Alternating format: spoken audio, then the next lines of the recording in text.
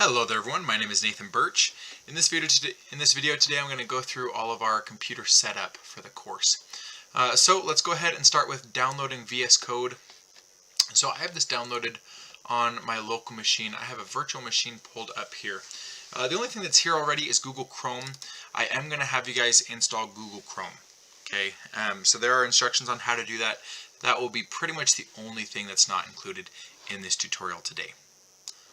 Okay, now that I've opened up Chrome, I'm just going to type in VS Code download. You can follow the link. Also, it'll take you to the same place. Go ahead and pick whichever one is for your operating system. This is a Windows 10 machine, so I'll go ahead and just hit that Windows 10 button, and it should start downloading this. Okay. While that's going, let's go ahead and take a look at what else we're going to do today. So download Google Chrome. Again, we won't do that right now, but the instructions are pretty simple. Once you download and install VS Code, I am going to have you guys install two different extensions. One is Code Runner and one is Live Server. Okay, and again, VS Code is where we're going to write all of our code. It can do a lot of really incredible things for us. So it looks like that is just about finished up. Okay, there it goes. I'm going to go ahead and click on that and open up the setup for it. Okay, I am just going to accept the agreement here, and then everything else I'm just going to leave as default. Okay, if you want to make a start menu folder, you can. If you want to make a desktop icon, you can. I'm just going to leave it all as default and let it install it here. Once it finishes, this is what you'll see. I'll go ahead and leave that checked, and I'll hit finish, and it should launch VS Code for us. While that's pulling up, let's go ahead and look here. So we're going to install these extensions next. Here's a video that you guys can watch to kind of like introduce you to VS Code, and then we'll get right into file organization. So here's what this looks like. Again, I've never used this virtual machine before, so this is probably really similar to what it's going to look like for you. I'm going to click on this button right here. That's for the extensions. And then in here, we're going to install two things. One of them is called Code Runner, and it's just this first one. I'll just hit install. And anytime you're looking at extensions on here, you can see that there is a number for how many people have downloaded it, and a rating for the users that have left a rating here. Okay, so you can see this one's used by a lot of people, and people really like it. The other one that I'm going to do is called Live Server, and it's this first one again. I'll hit install.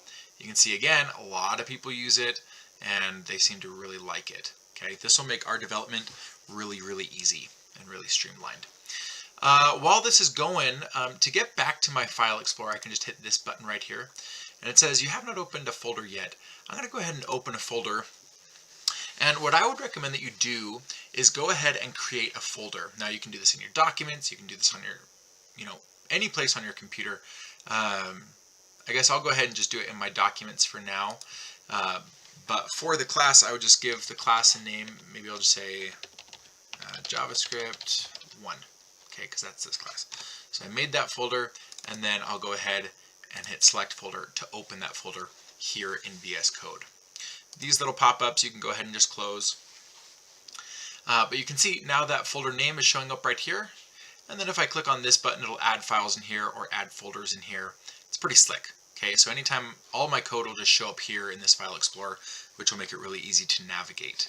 Okay. All right, let's go back here. File organization, we did that. JavaScript 1, GitHub. All right, so we need to install Git. So I'm going to open up, well, I don't know if that'll work going to the VM. I'll just come over here. I don't need that anymore, and I'll just say git install. And I'll go to Git, or go to download. And again, for my Windows machine, I'll just do the latest one there. So we'll let that download. And then the other thing that we have to do is we're going to have to make a GitHub account. So Git will allow us to manage our code in versions on our computer, which is really nice. Because if there's something that I want to go back and see, or I broke something, I can make any change that I want. Let me go ahead and sign up. GitHub is where you will actually store your code in the cloud. So let's see here. Gunovepu is available. Gunovepu at gmail.com. It's already taken. What? Let's try that one. Well, I'm going to go ahead and skip this. You will just put in a username, your email address, a password, and then you'll go ahead and create your account. Really straightforward. Okay. Once you're there, let me go ahead and sign in real quick.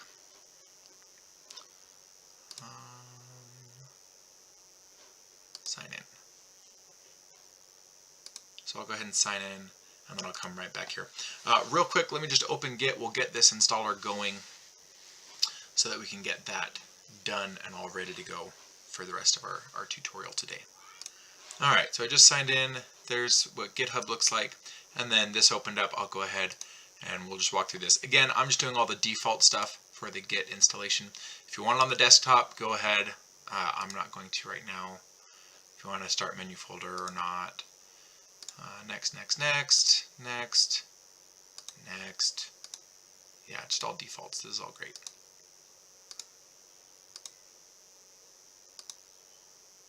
Okay, yeah, so just all defaults. We'll let that go. And then in here, yours might look a little bit different. I have a bunch of repositories. A repository is basically just a collection of files, a bunch of code for a specific project. And so I would just come into here, I'd click on this new button, or maybe you click right up here and click on new repository. Either way, it'll do the same thing, and it will allow you to make a new space for your code. So I'm going to say tutorial JavaScript 1. You should just call yours JavaScript 1. Okay. Go ahead and leave it as public, and then hit create repository. You don't have to check these things down here. Now you have a couple of things here. This will allow you to get it basically copied onto your computer. So when you make changes on your computer, you can basically push those changes up to GitHub and have them stored remotely as well. This is great for a couple of things. One, anytime an employer is like, hey, I want to see your portfolio, I want to see code that you've worked on, you can go ahead and just say, hey, here's my GitHub link, mine's this. You know, have fun. Go look at everything that I've worked on. And so anytime you take a class or do anything with code, make a GitHub repository for it so you can have that code there. You can see here's the URL for this GitHub repository, and this is public right now. So if you went here, you'd be able to see that currently there are no files in it. Okay. We are going to do this. Notice all of these are Git commands, and that's why we're installing Git on our computers so that we can actually run these commands. All right. So over here, I'm going to go ahead. See, look at that, clone repository. That's what we're going to do. So I'm going to click on terminal, hit new terminal. This will pop up down here. This is the place where we would run those commands. But we'll go ahead and give it a sec. Let our Git download finish up for us. All right, so it finished. I'm going to leave both these unchecked. I don't need either one of them. If we want to make sure that that worked, I can come in here and say git space -- version, and if it returns an error, something didn't work out right with my install, and if it returns a number, then it worked. See, it didn't work out for us. So it might be because, let me just restart Visual Studio Code. Oh, I think that's on my actual computer. So come into here, whoops. Find VS Code.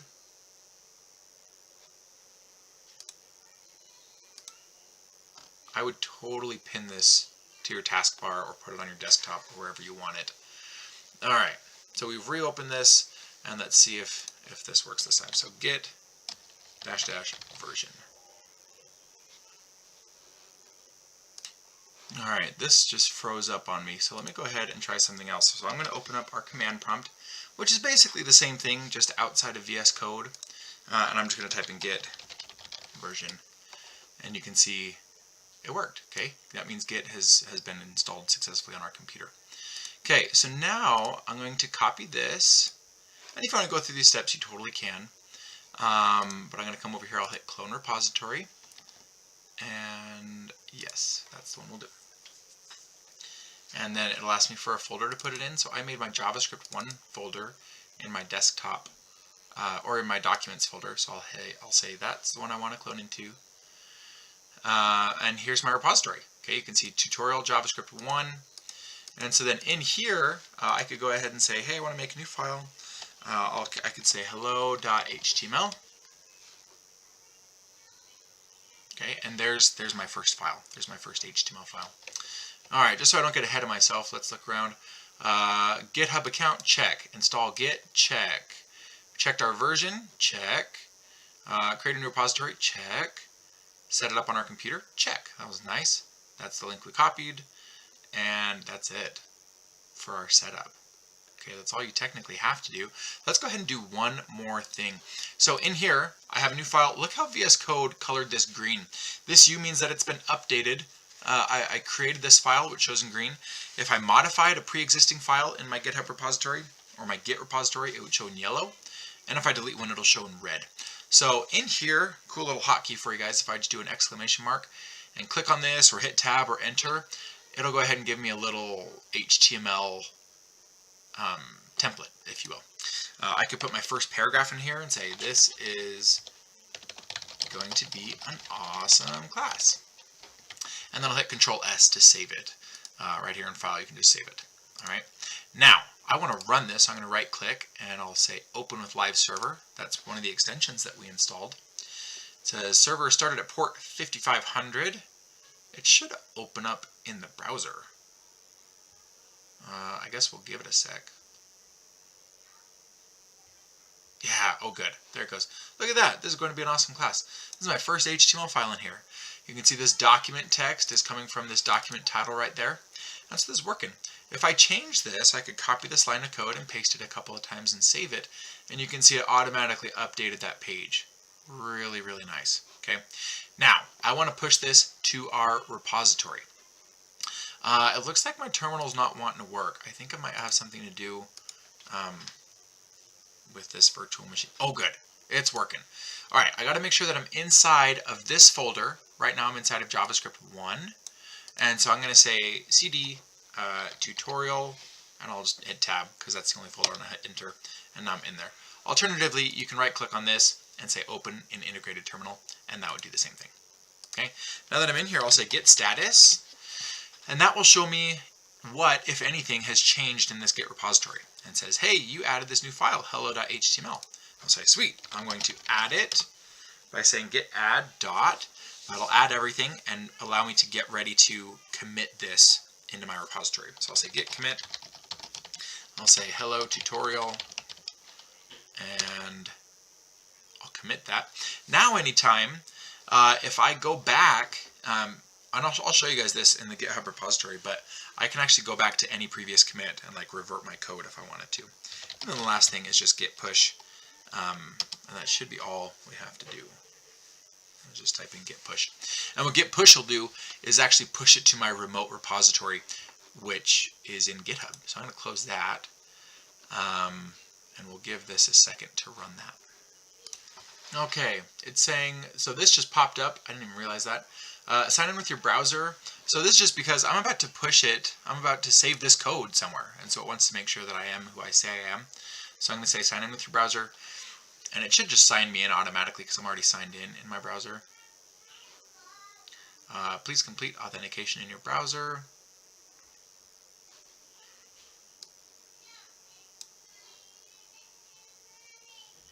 It wants my username and password. So I'll go ahead and type those in to sign in here. Never. Oh, it opened up an Edge. Interesting. That's why. But that's okay. It authenticated me, and it looks like it pushed it. So I'm going to go ahead and close out Edge. And then here's my repository. I'm just going to hit refresh. And look at that. We have our hello.html. There's my comment for my commit. I said hello tutorial. It was 2 minutes ago. I can click on this, and I can look at my code. And there's all of our code there. Okay. If I go back here, I can see there's only been one commit. That's what that means.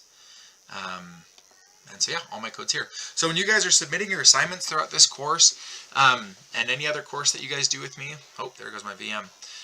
You guys will see that I'll basically just request that URL from you so that I can go and look at your code on GitHub just like a potential employer would. So anyways, I hope that this was helpful for you. If you have any questions, please don't hesitate to reach out to me. Once you guys have this set up, really all you got to do for the rest of the course is just program and have fun. So I wish you the best, and I'll talk to you soon.